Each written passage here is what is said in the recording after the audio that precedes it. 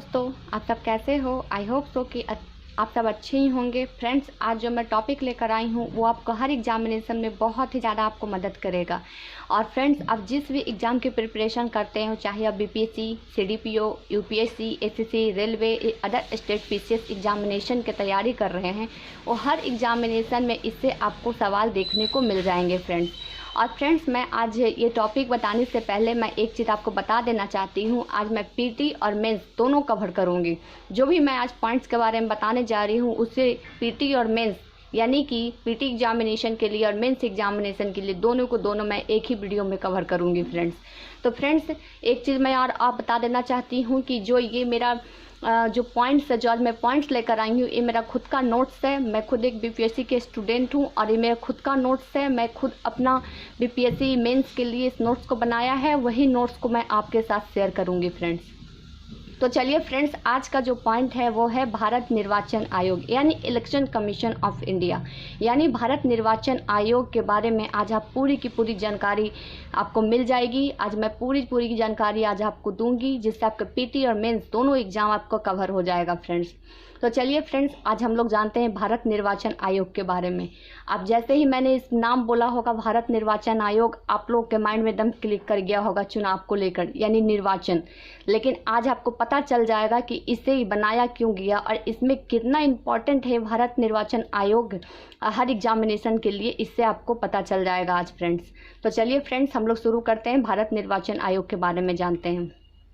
तो देखिए फ्रेंड्स, सबसे पहले भारत निर्वाचन आयोग, इसे इंग्लिश में इलेक्शन कमीशन ऑफ इंडिया के नाम से जाना जाता है। इसका गठन 25 जनवरी 1950 को किया गया था। ये संविधान के भाग 15 में वर्णन किया गया है और संविधान के, यानी भारतीय संविधान के अनुच्छेद 324 के अंतर्गत आता है। भाग 15 अनुच्छेद 324 के अंतर्गत आता है। भारत निर्वाचन आयोग का मुख्यालय न्यू दिल्ली में स्थापित है। भारत निर्वाचन आयोग की नियुक्ति, यानी उनकी जो भी मेंबर होंगे, इलेक्शन कमीशन के मेंबर होंगे, उनकी नियुक्ति भारत के राष्ट्रपति या फिर जो भी राष्ट्रपति वर्तमान में होंगे वो करेंगे। अब देखिए, निर्वाचन आयोग यानी इलेक्शन कमीशन का कार्यकाल कितने, या जो मेंबर बनेंगे जिनकी नियुक्ति राष्ट्रपति करेंगे, उनका कार्यकाल 6 वर्ष का होता है और 6 वर्ष सबसे ज़्यादा से ज़्यादा 65 वर्ष तक होता है, यानी कि कार्यकाल 6 वर्ष या 65 वर्ष तक होता है फ्रेंड्स। अब देखिए, इलेक्शन कमीशन का संरचना को समझिए। सबसे इम्पोर्टेंट संरचना समझना होता है। देखिए संरचना में देखिए, एक मुख्य चुनाव आयुक्त होते हैं और 2 चुनाव आयुक्त होते हैं, यानी जो एक मुख्य चुनाव आयुक्त होंगे उनकी मदद करने के लिए 2 चुनाव आयुक्त को भारत के राष्ट्रपति नियुक्त करते हैं फ्रेंड्स। अब देखिए, मुख्य चुनाव आयुक्त का वेतन, यानी जैसे कि मैंने आपको संरचना में बताया अभी कि एक चुनाव आयुक्त होंगे और 2 चुनाव आयुक्त होंगे, एक मुख्य चुनाव आयुक्त और दूसरा 2 चुनाव आयुक्त। मैंने आज आपको पहले बता रही हूँ चुनाव आयुक्त का वेतन, यानी जो संरचना में एक मुख्य चुनाव है उनका वेतन 2,80,000 होता है। और वहीं पे दूसरे संरचना में मैंने जो लिखा है 2 चुनाव आयुक्त, मुख्य चुनाव आयुक्त की जो मदद करने के लिए बनाए जाएंगे, उनका वेतन 2,50,000 रुपये होगा।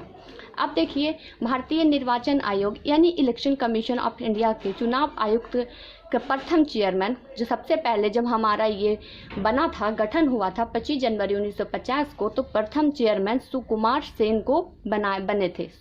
सेन बने थे। और जो वर्तमान में अभी जो चेयरमैन है इलेक्शन कमीशन के, यानी कि भारत निर्वाचन आयोग के, सुनील अरोड़ा जी हैं और ये क्रम संख्या से 13वें नंबर पर हैं। अब देखिए, मैं कुछ नोट्स लिखी हूँ जो बहुत ही ज़्यादा आपको मदद करेगा एग्जामिनेशन में। देखिए, पहला नोट, निर्वाचन आयोग यह एक संवैधानिक संस्था है तथा इसका उद्देश्य तटस्थ होकर भारत के चुनाव करवाना होता है। दूसरा नोट देखिए, निर्वाचन आयोग एक सदस्यीय संस्था थी, पर राष्ट्रपति के एक अध्यादेश के द्वारा इसे एक सदस्यीय संस्था से 3 सदस्यीय संस्था 1 अक्टूबर 1933 को बनाया गया। यानी कि जब निर्वाचन आयोग का गठन 25 जनवरी 1950 में हुआ था तो इसमें 1 सदस्य थी, यानी कि एक मुख्य चुनाव आयुक्त हुआ करते थे। लेकिन 1 अक्टूबर 1933 के बाद इसे राष्ट्रपति के अध्यादेश के द्वारा 1 सदस्य से, यानी 1 सदस्य से 3 सदस्य में तब्दील कर दिया गया फ्रेंड। तब से लेकर ये अभी 3 सदस्य कमेटी बनाकर ही काम करती है। तो फ्रेंड्स, आज जो मैंने ये आपको बताया इलेक्शन कमीशन के बारे में पूरा, ये पीटी एग्जामिनेशन को है, क्योंकि मैंने ये सारे के सारे चीज़ वन लाइनर में लिखा है। लेकिन फ्रेंड्स, मैं आपको वीडियो शुरू करने से पहले आपको बताया था, इस पॉइंट्स को बताने से पहले मैंने आपको बताया था कि मैं मेंस के बारे में बताऊंगी, और मेंस के बारे में बताने के बाद मैं आपको क्वेश्चन भी दिखाऊंगी कि इससे क्वेश्चन एग्जाम में आ चुका है। तो चलिए फ्रेंड्स, हम लोग मेंस वाले देख लेते हैं। और फ्रेंड्स, मैंने जैसे आपको कहा था कि ये मेरा खुद का नोट्स है, मैंने बीपीएससी मेंस के लिए खुद बनाया है, तो वही चीज़ मैं आपके साथ शेयर कर रही हूँ। देखिए, आज मैं इस मेंस में भारत निर्वाचन आयोग का परिचय, संरचना, कार्यकाल, पद, युक्ति, सारे के सारे चीज़ को मैं बताऊंगी आप। सबसे पहले देखिए भारत निर्वाचन आयोग का परिचय। देखिए भारत निर्वाचन आयोग का परिचय। भारत निर्वाचन आयोग एक सदस्यीय तथा स्वतंत्र निकाय है तथा संविधान के भाग 15 में निर्वाचन आयोग का जिक्र है तथा अनुच्छेद 324 में भारत निर्वाचन आयोग का वर्णन है अथवा संसद, राज्य विधानमंडल, राष्ट्रपति, उपराष्ट्रपति के पदों के लिए चुनाव संचालन, निर्देशन व नियंत्रण की जिम्मेदारी चुनाव आयोग का होता है। यह एक अखिल भारतीय संस्था है क्योंकि केंद्र या राज्य सरकार दोनों के लिए समान है तथा राज्यों के पंचायत व निगम चुनाव से कोई संबंध नहीं है चुनाव आयोग का। अब देखिए संरचना, यानी कि भारत निर्वाचन आयोग के संरचना को देखिए। संरचना, भारत निर्वाचन आयोग में एक मुख्य निर्वाचन आयुक्त व अन्य 2 निर्वाचन आयुक्त से मिलकर इस निकाय को एक निर्मित निकाय बनाया गया है तथा राष्ट्रपति के द्वारा मुख्य व अन्य निर्वाचन आयुक्त की नियुक्ति की जाती है अथवा राष्ट्रपति के द्वारा निर्वाचन आयुक्त व प्रादेशिक आयुक्त की सेवा की शर्त व पदावधि निर्धारित की जाती है तथा तीनों निर्वाचन आयुक्त के वेतन, भत्ते, अधिकार समान होते हैं तथा निर्वाचन आयुक्त के बीच वैचारिक मतभेद होने पर बहुमत के आधार पर निर्णय लिया जाता है।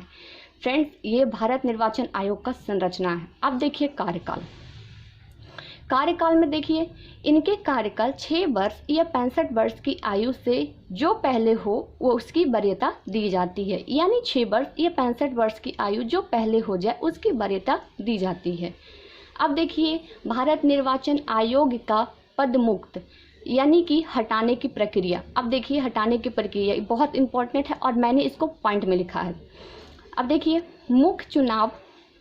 मुख्य निर्वाचन आयुक्त को हटाने के लिए वही शर्तें होती है जिनके आधार पर उच्चतम न्यायालय यानी सुप्रीम कोर्ट के न्यायाधीश को पद मुक्त किया जाता है। फिर देखिए निर्वाचन आयोग के आयुक्त राष्ट्रपति के पश्चात पर्यंत इनकी नियुक्ति नहीं होती है तथा निर्वाचन आयुक्त या प्रादेशिक आयुक्त का निर्वाचन आयुक्त की सिफारिश पर ही हटाया जा सकता है। अब निर्वाचन आयोग के कार्य और शक्ति, जैसे मैंने आपको कहा था कि इसके कार्य और शक्ति मैंने पॉइंट में लिखा है, तो देखिए पहला पॉइंट देखिए, समस्त भारत का निर्वाचन क्षेत्रों में भूभाग में निर्धारण करना। दूसरा पॉइंट, निर्वाचन नियमावली तैयार करना तथा मतदाताओं को पंजीकृत करना होता है। तीसरा, निर्वाचन की तिथि तथा समय सारणी निर्धारित करना तथा नामांकन पत्रों पर परीक्षण करना भारतीय निर्वाचन आयोग का कार्य है। चौथा, राजनीतिक दलों की मान्यता प्राप्त करना एवं निर्वाचन चिन्ह को आवंटित करना भारत निर्वाचन आयोग का कार्य है। पांचवा देखिए, राजनीतिक दलों की मान्यता प्रदान करने और चुनाव चिन्ह देने के मामले में हुए विवाद को समाधान के लिए न्यायालय की तरह ही काम करता है। आगे पॉइंट देखिए, तथा निर्वाचन व्यवस्था से संबंधित विवाद की जांच के लिए अधिकारिक नियुक्त करना भी भारत निर्वाचन आयोग का कार्य है। सबसे लास्ट पॉइंट देखिए आप, संसद के सदस्यों की अयोग्यता से संबंधित मामलों पर या राष्ट्रपति को सलाह देने का और विधान परिषदों को सदस्यों की अयोग्यता से संबंधित मामलों पर राज्यपाल को सलाह देना भी भारत निर्वाचन आयोग का कार्य है। यानी कि संसद के सदस्य की जो अयोग्यता से संबंधित मामले हैं उन्हें राष्ट्रपति को सलाह देना और विधान परिषद की सदस्यता के अयोग्यता के संबंधित राज्यपाल को भी सलाह देना भारत निर्वाचन आयोग का कार्य है। फ्रेंड्स, तो फ्रेंड्स, ये जो मेरे नोट्स थे ये मेंस एग्जामिनेशन के लिए थे। आज मैंने भारत निर्वाचन आयोग का परिचय, संरचना, कार्यकाल, पदामुक्ति और शक्ति और कार्य के बारे में पूरी की पूरी जानकारी आपको दे दी ही। और ये भारत निर्वाचन आयोग के मेंस राइटिंग मैंने खुद से किया है और ये मेरा खुद का नोट्स है, यही चीज़ मैंने आपके साथ शेयर किया है। और इससे पहले जो मैंने आपको बताया ये भारत निर्वाचन आयोग का पीटी के लिए, क्योंकि ये सारे के सारे वन लाइनर है फ्रेंड्स। जैसा कि मैंने आपको कहा था कि मैं इससे रिलेटेड क्वेश्चन भी आपको दिखाऊंगी, तो देखिए फ्रेंड्स, मैं आपको क्वेश्चन दिखाती हूँ।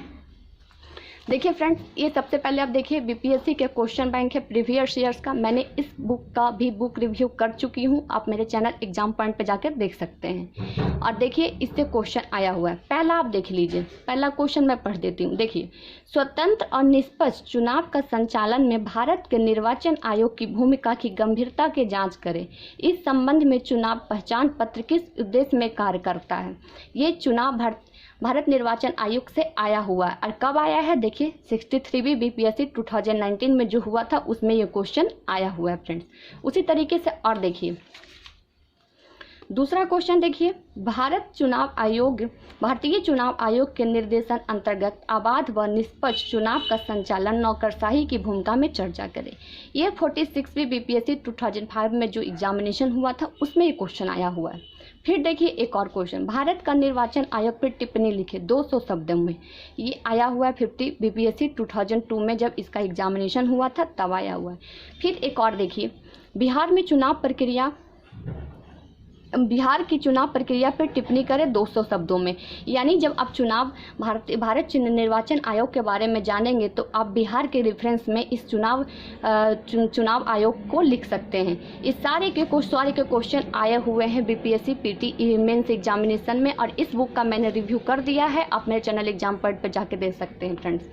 तो फ्रेंड्स, आज जो मैंने आपको भारत निर्वाचन आयोग के बारे में पीटी और पूरा पीटी के लिए मैंने वन लाइनर, उसके अलावा मैंने मेंस का राइटिंग जो मैंने खुद किया है वो आपके साथ शेयर की हूँ फ्रेंड्स। तो आज आप समझ गए होंगे कि भारत निर्वाचन आयोग कितना इम्पोर्टेंट है। ये न ही केंद्र बल्कि राज्य के भी चुनाव को अच्छे तरीके से निर्धारित करती है, और चुनाव चिन्ह भी इन्हीं का भारत निर्वाचन आयोग का कार्य है फ्रेंड्स। आज आपको निर्वाचन आयोग के बारे में, उसका गठन, अनुच्छेद की भारतीय संविधान में इसका वर्णन है या नहीं है, इसके बारे में आज आपको पूरी की पूरी जानकारी मिल गई होगी फ्रेंड्स। इसके प्रथम चेयरमैन कौन थे तो ये भी पता चल जाएगा फ्रेंड्स। अब मेरे वीडियो को देखने के बाद आज आपको भारत निर्वाचन आयोग के बारे में पूरी की पूरी जानकारी मिल जाएगी फ्रेंड्स। तो फ्रेंड्स, आज के लिए बस इतना ही। फिर मैं कल नए वीडियो के साथ और नए पॉइंट के साथ आपसे मिलूंगी। तब तक के लिए आप भारत निर्वाचन आयोग को जो मैंने क्वेश्चन दिखाया आपको, उस पर अपना खुद का नोट्स तैयार करिए, और ताकि आपको पता चल जाएगा कि आप कितना प्रिपेयर है एग्जामिनेशन के लेकर और कितना आपका प्रिपरेशन अभी बाकी है। तो चलिए फ्रेंड्स, आज का मेरा बस आपको भारत निर्वाचन आयोग को बताना था, और आई होप सो कि मैं आज आपको भारत निर्वाचन आयोग को समझा सकी हूँ। Thank you so much friends. कल मैं फिर नई वीडियो नए जोश के साथ आपसे मिलूंगी। Thank you so much friends.